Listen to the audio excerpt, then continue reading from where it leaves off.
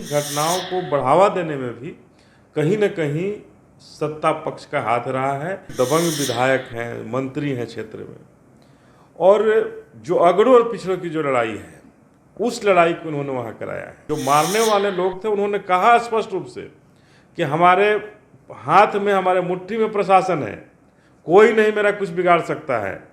नमस्कार, मेरा नाम आलोक है। आप लाइव सिटीज़ देख रहे हैं। कोरोना का ग्राफ जैसे जैसे बिहार में बढ़ रहा है, वैसे वैसे ही बिहार में अब अपराध का भी ग्राफ बढ़ रहा है।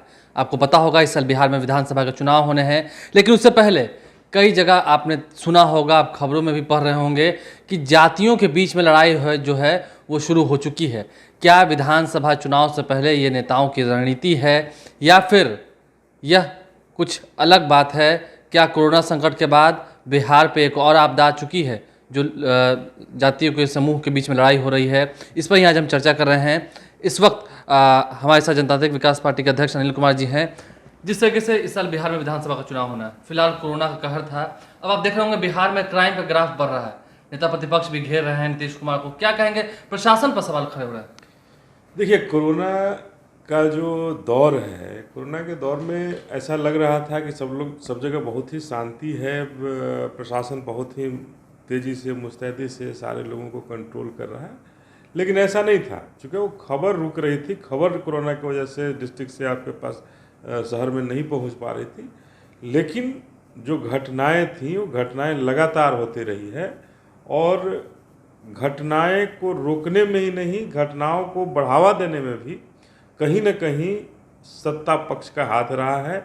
इनके विधायक, इनके मंत्री जो है हावी रहे हैं, साथ दिए हैं, और जिसके वजह से इन सब घटनाओं की पुनरावृत्ति हुई है, और ये घटनाएं लगातार। आप आरोप सत्ता पक्ष पर लगा रहे हैं। अगर हम आपसे दिनारा का सवाल लें, दिनारा में भी हम आपको बता दें, दो वर्ग के जो लोग हैं उनके बीच में क्रिकेट का मैच हुआ था।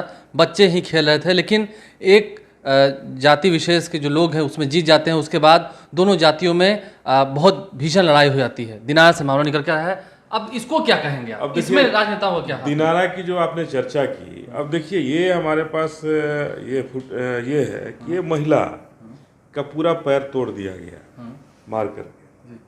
इसका जुर्म? और जुर्म कुछ नहीं है।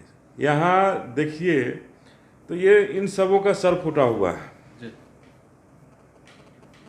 इन सबों का सर फूटा हुआ है, घर भी तोड़ दिया गया, घर तोड़ दिया गया है। तो ये मामला क्या है? ये मामला छोटा सा घटना होता है, मान लीजिए किसी खेल के दौरान कुछ ये होता है, लेकिन इस घटना को वहाँ के दबंग विधायक हैं, मंत्री हैं क्षेत्र में, और जो अगड़ों और पिछड़ों की जो लड़ाई है, उस लड़ाई को उन्होंने वहाँ कराया है, जिससे हमारे अगड़े वोटर जो हैं हमारे साथ समर्थक के रूप में हमारे साथ मुस्तैदी से रहे, और पिछड़ों को अगर लात भी मारेंगे कोई फर्क नहीं पड़ता है, हम जीत जाएंगे। नीतीश कुमार एक बार फिर से क्या आप कहना चाह रहे हैं कि बिहार में अगड़ों को हावी किया जा रहा है पिछड़ों पर? निश्चित रूप से तो फिर तो आप ये भी कहें कि पिछड़ों पर बहुत खतरा है बिहार में। निश्चित रूप से ये चुनाव का समय आने वाला है, और ऐसे माहौल में पिछड़ों पर बहुत ही खतरा है। हमने आपको दिखाया, फुटेज दिखाया हमने आपको कि किस तरह से वहाँ लोगों को मारा गया है, और वहाँ के लोग, जो मारने वाले लोग थे, उन्होंने कहा स्पष्ट रूप से कि हमारे हाथ में, हमारे मुट्ठी में प्रशासन है, कोई नहीं मेरा कुछ बिगाड़ सकता है।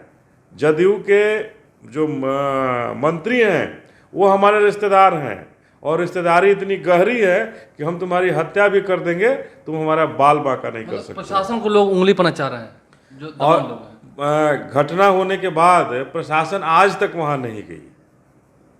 तो ये 15-15 दिन हो जाता है, प्रशासन नहीं जाती है। तो ये इशारा नहीं, स्पष्ट रूप से बता देता है कि घटना अगर मंत्री और विधायक के इशारे पर हुआ है तो वहाँ प्रशासन नहीं जाएगी, और जैसे आपको करना है आप कर लीजिए, प्रशासन किसी हालत में नहीं जाएगी। सवाल इस पर बहुत सारे खड़े हो रहे हैं। जदयू पर जब आरोप लगा रहे हैं, गोपालगंज की बात आती है, गया की बात आती है, सब जगह की बात आती है। कहा जा रहा है कि मुख्यमंत्री नीतीश कुमार 18-18 घंटे काम कर रहे हैं, मीटिंग कर रहे हैं अधिकारियों के साथ। तो कैसा ये व्यवस्था है, और इस पर जदयू चुप क्यों है? वो जदयू जो ट्विटर के माध्यम से हमला करने लगी थी। देखिए, ये 18 घंटा वाला ये जुमला है। ये 18 घंटा अगर मुख्यमंत्री काम किए होते तो हमारे लोग, हमारे भाई, श्रमिक भाई लोग, इतना बिहार से बाहर जाने की ज़रूरत नहीं पड़ती। और अभी हम देख रहे हैं ट्वीट के माध्यम से और अखबारों के माध्यम से, आप लोगों के माध्यम से देख रहे हैं कि उनमें वो क्या कह रहे हैं कि अब हमारे यहाँ उद्योग धंधे लगेंगे। अरे भाई 15 साल उद्योग धंधे नहीं लगे, क्राइम का ग्राफ बढ़ रहा है तो कह रहे हैं कि हमारे यहाँ अब उद्योग धंधे लगाएंगे, लोगों को हम इंगेज करेंगे मनरेगा में। तो आज तक क्या 15 साल सो रहे थे क्या नीतीश जी? अगर 18 घंटा में नहीं 8 घंटा भी काम किए होते, एक ऑफिस का काम भी किए होते, ऑफिस के समय से भी काम किए होते, तो बिहार बदहाली की स्थिति में नहीं होता और बिहार कहीं ना कहीं अच्छे जगह पे पहुंचता, हमारी आय बढ़ती, जिसकी वजह से क्राइम नहीं होता। नहीं, चलते चलते आपसे एक आखिरी सवाल लेकिन ज़रूर लेंगे। जो जातियों के बीच में लड़ाई हो रही है, हम आपको बता रहे हैं, गोपालगंज की घटना आप जानते हैं, दिनारा की बात आप जानते हैं, गया की बात जानते हैं, दो जाति विशेष को लड़ाया जा रहा है, कैसे देखते हैं इसे, क्या हो रहा है? देखिए, ये लड़ाई जाति विशेष की जो लड़ाई हो रही है, ये एक समाज में एक सामाजिक दूरी फिर से खींची जा रही है और उस दूरी का खींचने का नतीजा ये होगा कि चुनाव के समय जो शोषित दलित गरीब वर्ग है वो खामोश रहेगा, बूथ पर जाने से डरेगा कि दबंग लोग हमें फिर मारेगा। अब तो बात हो रही है कि ऑनलाइन चुनाव होंगे तो तैयारियां भी शुरू। देखिए, ये ऑनलाइन वालों से तो मैं पहले भी कहा था और आज भी मैं चैलेंज करता हूं कि ऑनलाइन वाले जब हमारे मजदूर आ रहे हैं तो सोए हुए हैं और चुनाव के लिए बहुत उनकी हड़बड़ी हो रही है, वो ऑनलाइन करा लेंगे। ये सब कभी नहीं करा सकते हैं ऑनलाइन। बिहार में ऑनलाइन चुनाव नहीं हो सकता है। ये सब कोरा सपना है कि हम कोरा सपना दिखा करके जनता को ठगने का काम करते रहें और वही करेंगे। इसलिए ऑनलाइन चुनाव नहीं होगा। ये हमारे मतदाता जो बिहार के शोषित दलित गरीब मतदाता हैं उनको डराने की तैयारी अभी से सत्ता पक्ष ने शुरू कर दिया है। चाहे गोपालगंज की घटना हो, संसार करता है हम लोग, लेकिन मुख्यमंत्री का क्या बयान है इस पर? कानून अपना काम करेगा। विधायक खुलेआम धमकी दे रहा है और लोग कह रहे हैं कि भाई सत्ता पक्ष कह रहा है कि कानून अपना काम करेगा। कानून क्या काम करेगा? 3 हत्याएं हो गई साहब, तो कानून कहाँ सोया हुआ था? कह तो रहे हैं कि उनके भाइयों को अरेस्ट किया गया है, छापेमारी की जा रही है। यही है ना कि भाइयों को अरेस्ट किया जा रहा है, छापेमारी की जा रही है। अब वहाँ के गरीबों का क्या हालत होगा? उन पिछड़ों का, शोषितों का, दलितों का क्या हालत होगा? अब उस विधायक के खिलाफ कौन लड़ेगा चुनाव? उसने तो अपने अधिकार दबा दी, वोटरों को डराना था, डरा दिया कि अगर हमारे खिलाफ लड़ोगे तो हम तुम्हारा यही हश्र कर देंगे। ठीक यही हाल दिनारा में है।